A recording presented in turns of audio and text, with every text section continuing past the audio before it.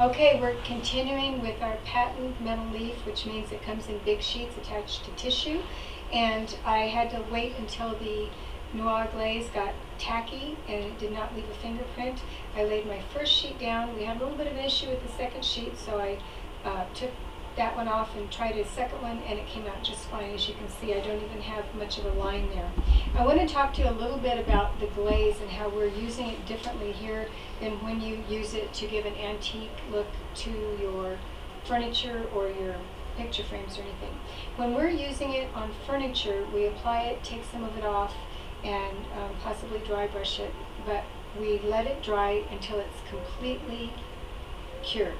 Because if you go over it at that time with your clear coat or your matte finishing cream or any of your finished products, what's going to happen is it's going to pick it up and move it around and affect your finish. We're doing something a little bit differently when we use the metal leaf. We're not letting the glaze dry completely, we're just letting it get tacky, which here in New Mexico in the summer takes about 10 minutes, and then we're laying the metal leaf on top of it. What's happening is the metal leaf creates kind of a barrier coat, so the glaze will continue to dry behind that, and when I go over it with the wax, it won't move it around as if I were just to take the wax and go right on top of the glaze by itself. So don't get caught up in the drying times of the glaze. You're going to want to wait longer when you're doing furniture with it and let it dry completely. With the metal leaf, we're using it as a size. We're just going to let it get tacky, and we're laying something on top of it. But I'm still not going to get in there and manipulate it and move around with the brush. You saw how I did to lay it down, just the side of the brush very softly. If I were to dig in and move it around, it would take it off. So the key is to be very gentle and just smooth it down. So we've waited quite a while now here on our paint glaze and metal leaf, and now we're going to finish this off with 2 coats. I'm going to do the black wax because this is a little too shiny and too glitzy, and we want it to look mellow and antiqued and elegant. So I'm going to take the black black wax, and I'm just putting a little bit on top of it. And I don't want to put too much because I don't want it to be muddy, but just enough to tone down that shine in some places, but not take it away.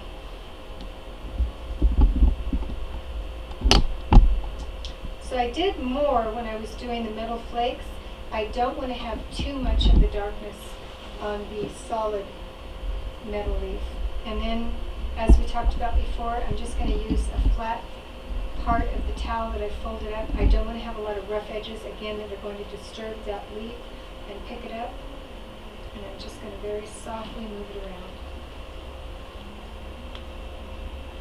It goes into the very small creases and cracks that you have in the leaf. It gives it some character, gives it a little bit more depth. And all the designers that I've worked with do not like metal leaf without some kind of an antiquing finish over it because it just looks a little gaudy.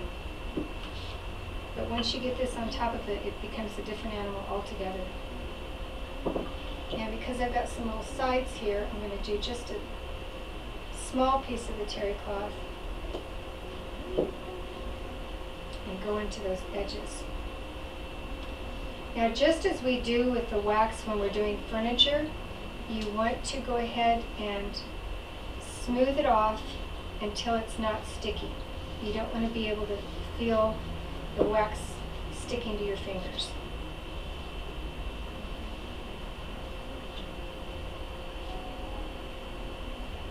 And I don't want too much of a brush stroke from the wax, so I'm using the flat section and just going in a circular motion.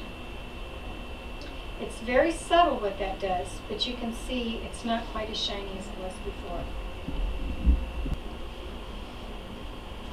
Okay, we're going to finish off our metal leaf.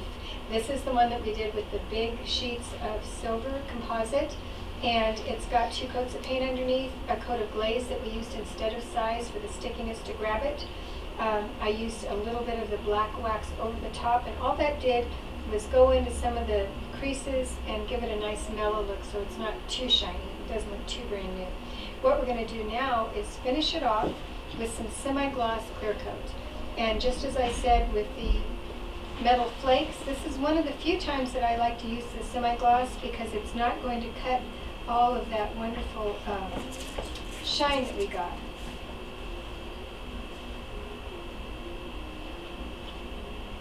And I like to do cross-hatching on this just as we do when we apply the original paint, because you don't want to have big long brush strokes. You've got a little bit of movement from the way that the leaf grabbed onto and created a couple little creases.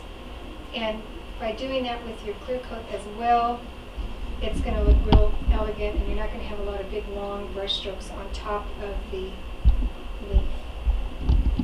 And again, you want to be careful not to overwork it. I think I've gone over it twice, and that's just about it. If I keep going into it as it's starting to dry, I would lift it and have some issues. So the key is do not overwork it. Lay that clear coat on, let it dry, do another coat, and you're good to go.